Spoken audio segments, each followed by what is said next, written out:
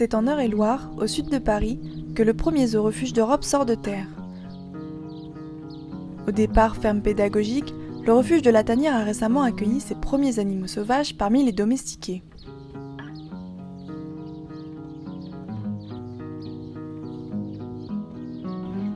À la tête de ce projet fou, Patrick Violas, grand amoureux de la nature. On est là pour lui donner un espace de vie correct. C'est-à-dire qu'on n'est pas là pour dire il avait 3 mètres carrés là où il en a 4, donc tout va bien.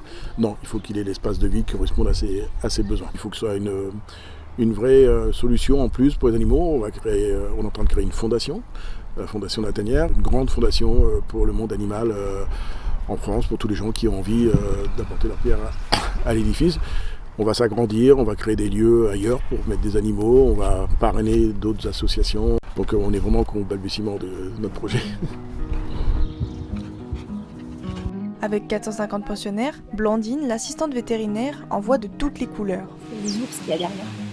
Ça peut être de la suture à la stérilisation, à des soins, je dirais, quotidiens. On a les vaccins à faire de tous nos animaux.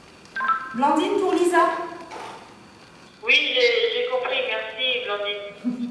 De rien. Les analyseurs aussi, ça nous permet effectivement de ne pas avoir envoyé nos analyses de sang. On peut faire nos analyses nous-mêmes. Avec celui-là, on a les résultats en 15 minutes.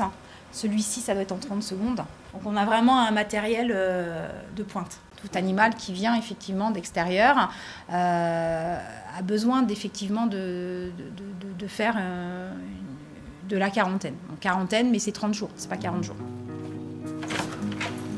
Et à structure d'exception, équipement d'exception. La quarantaine est un atout rare dans ce genre de complexe. Vous avez la zone bleue qui est là, d'accord ?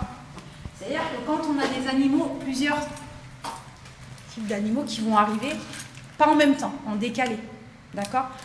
On va forcément les mettre dans la zone noire qui est là, d'accord ? Pour qu'au final, si on introduit d'autres animaux, on puisse les mettre dans la zone bleue, ici, d'accord ? Vous avez les télés aussi, parce qu'on leur avait mis la télé, les petits dessins animés, pour les occuper. Ils sont chouchoutés ici, il n'y a pas de souci. Les premiers à avoir bénéficié de cette quarantaine, ce sont les macaques. Après des années dans un laboratoire, ils ont connu pour la première fois la lumière du jour il y a une semaine, sous l'œil averti des soigneurs.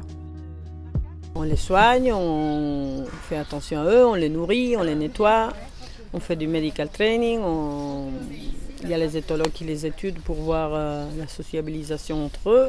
Il y en a qui vont très très bien, il y en a qui sont encore un peu peureux, ils ont les bruits à l'extérieur.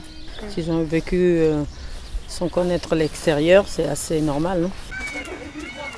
Hola.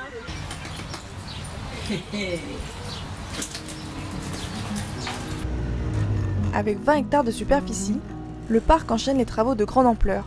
L'un d'eux fait la fierté de Monsieur Violas, c'est l'enclos des éléphants. Donc ça, c'est un bâtiment capable d'accueillir 3 ou 4 éléphants, suivant si c'est des éléphants mâles, femelles, éléphants d'Asie, éléphants d'Afrique.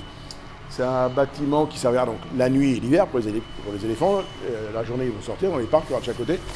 C'est un bâtiment qui est complètement isolé, qui est chauffé, qui est ventilé, qui est brumisé. Il y a de l'eau aussi qui tombe. Il y a les fosses qui sont creuses, il y aura du sable dedans.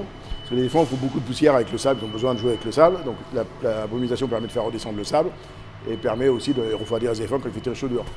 Il y a un local pour les soigneurs ici, parce que qui dit 4 éléphants demain, dit un soigneur H24. Si le chantier bat son plein, le zoo-refuge ouvrira ses portes courant 2020 en espérant accueillir autant de visiteurs que de pensionnaires.